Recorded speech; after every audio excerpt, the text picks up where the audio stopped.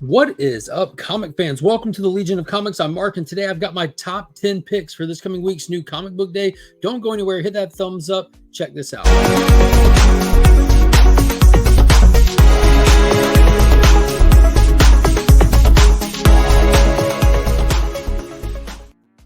Huge shout out to the homies over at Big Time Collectibles. Be sure to check them out. Give them a follow on social medias. Don't miss out on the awesome stuff they're doing. And if you need anything cleaned or pressed, my homie Justin over on Instagram can hook it up. Be sure to let him know you found him via the channel. Take advantage of the special offers that he runs for viewers of the channel. And lastly, a huge shout out to ABX Comics and Games, my local comic shop. And this is where I pick up my books every week. There's links in the description to all these fantastic folks. Definitely recommend each and every one of them. And also, save that date on the calendar for October 20th through 22nd. The official dates are set for Comics Curing Cancer 2023. And if you don't know what that is, be sure to hit up Instagram. Go check out my post on my page, as well as Rob's Fat Stacks of Comics or DJ Links. Ever we're looking for donations, artists, anything and everything. Last year, we were able to raise over $22,000 directly for the American Cancer Society. So it's a fantastic event, a fantastic cause, and it's a really good time doing a really good thing. So definitely keep your eyes out on that. All right, so let's get into it. These are my top 10 picks for this coming week's new comic book day. And if you're new to the channel, you know that you wouldn't know, but I'm primarily a reader. These are what I'm looking forward to reading, these stories diving into, and every now and then a cover slips in there or something like that. But kicking off first and foremost, and these are in no particular order. I want to make that perfectly clear. It's just the top 10, but World's Finest, issue number 18. We just wrapped up that huge Amazo story that just went down. It was massive in scale, scope, and quality. Mark Waid is writing a fantastic story inside of these pages. It's probably, and I've said it before, the best monthly comic book on shelves for superhero stuff. Dan Moore on the art is always exceptional. And in this issue, we're diving into, it looks like a one-off story between big arcs where we look at the dynamic of Superman and Batman first becoming friends, the secret origin of the World's Finest team. So I cannot wait to dive into this. There's a lot of cool stuff coming after this issue as well. I want to give everyone fair warning. There's some Kingdom Come stuff on the horizon. So I'm excited to get this one out of the way. I'm also excited to read it. Just excited for what's going on with World's Finest. Next up, here we go. Ghost Rider issue number 17. So that last issue of Ghost Rider was much like World's Finest, where it was just a layover issue, and it was getting us into this Wolverine Ghost Rider team-up crossover kind of thing. They have their own title, own 4-issue miniseries running right now, and it looks like it's going to be crossing over into the pages of Ghost Rider. I'm not quite sure if it'll cross over into the pages of Wolverine standalone series.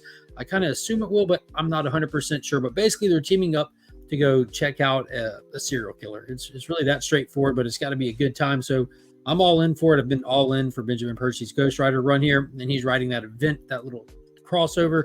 So we'll see where it goes, and then we'll get back to our regular scheduled programming once this Weapons of Vengeance story is done. Next up, from Image Comics and Skybound imprint, we have Void Rivals number 3 from Robert Kirkman. This has just been fun. I'm all in. I'm completely hyped to the max. I'm at a 10 when it comes to the Energon universe stuff. Well, I'll be in there in just a minute. Sound good? You wait right here with me. The Energon universe stuff that they're doing has just got me super hyped, and Void Rivals number 2 is really fun, getting the backstory of these characters. I did not check the solicitation for this one. I want to go in completely blind, but I'm definitely all in for it. I'm sure there's a lot of other people hyped for it as well, but Image Transformers, Image G.I. Joes are coming. I can't wait. We'll get there soon. Next up, we're diving into the Night Terror stuff now. We have 5 Night Terror titles hitting shelves this week, all tie-ins, and it's the wrap-ups. So we're in the second half of the event here, which is actually a ridiculously well-done event. So let's see what happens with the main Superman title here, written by Joshua Williamson. And this is obviously a variant cover done by the man himself, John Jang. Definitely picking this one up. I'm normally a cover A kind of guy, but definitely getting that Jang variant. I'm excited to see what happens when Kal-El and Supergirl dive into this weird, twisted, nightmarish history of Metropolis, and we even get some Marilyn Moonlight in this issue, so I'm definitely excited about that. She was a fantastic character, teased and introduced inside of the pages of Superman a couple of months ago. I'm excited to learn more about that character. Next up, one I'm not too excited about, but I'm 100% in on this event, and it's Night Terror's Nightwing. That last issue was, for me, it was fine. It didn't blow me away. There's been a lot about this event that has actually delivered and blown me away. And in this one, Nightwing woke up in Arkham crazy. Even the Batman's rogues were kind of messing with him about a murder that he committed. And in this nightmare, he killed Batman. So we'll dive into that and explore that a little bit more. We also saw what could potentially be a little bit of crossover between the Punchline story and this one with the Barbara Gordon robotic nightmare creature thing. So I'm excited to see if they cross over some of these tie-in issues, because that'd be something we haven't done yet. Next up, switching over to Sean Gordon Murphy's Batman White Knight universe, we have Generation Joker issue number 4.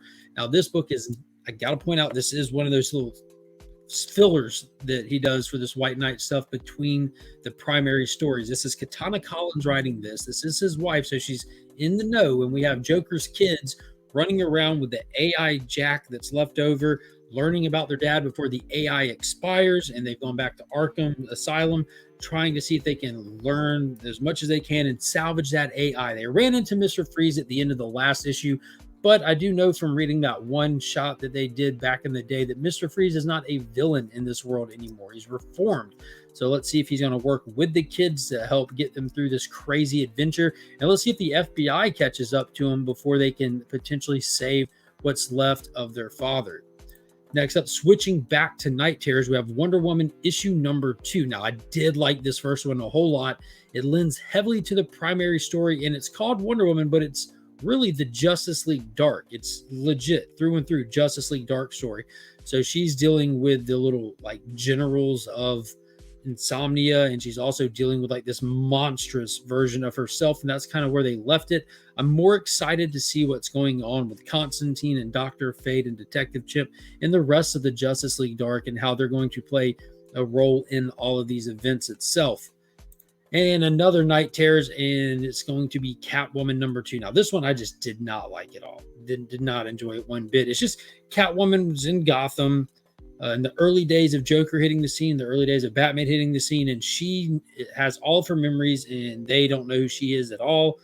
And like you turn the page, and her and Batman are in the bed banging inside of like a church. I'm like, this is just weird. It's so off-putting and ridiculous. I don't know who wrote this one.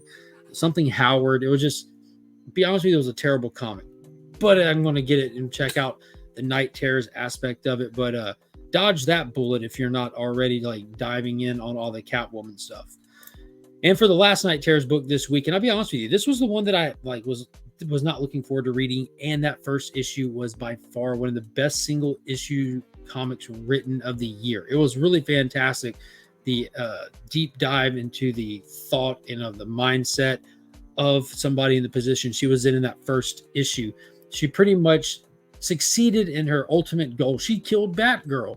She took over the Watchtower, and while there, it kind of came to life and it was coming forward, but the internal dialogue that was taking place during this was just fascinating. It was just really good. I'm excited to dive into this and see if they explore those concepts more, or if it's just going to be that cybernetic Batgirl nightmare thing that I'm talked about during the Nightwing that's coming for her as well, because it popped up at the end of her issue. So this might just be an action issue. Now that we're in the second issues of all of these, we're coming out of the dreams. They're waking up, and they're setting them up for what's going to be happening in their stories moving forward, or in the Night Terrors event moving forward. Because there are a few of these that have keyed up to the finale, and a few of these that have said to be continued in the pages of their own story later. So we'll see. And shocker, EXO number 4 is going to round off our list at number 10. This is the third time this book has been on this list because the dates have been all over the place with it. But every week it shows that it's coming out. It's going to make this list because this right here is amazing. Becky Cloonan is doing the co-writing on it, and Liam Sharp is just crushes it with the visuals. Absolutely crushes it. Cannot sing the praises of this book enough. It's just like, it's wild. It's just visually stunning. It just warps your brain. It's so cool. So that's going to be my top 10 picks for this coming week. Be sure to leave me a comment down below. Let me know what you're looking forward to. Is there anything on my list that you'll be picking up, and what's on your list that I did not mention? Be sure to hit the thumbs up, subscribe to the channel. There's also a button down there that says join. Hit that, become a channel member today. And thank you to everybody who checked it out this far. Until next time, as always, I'm Mark, but we are Legion.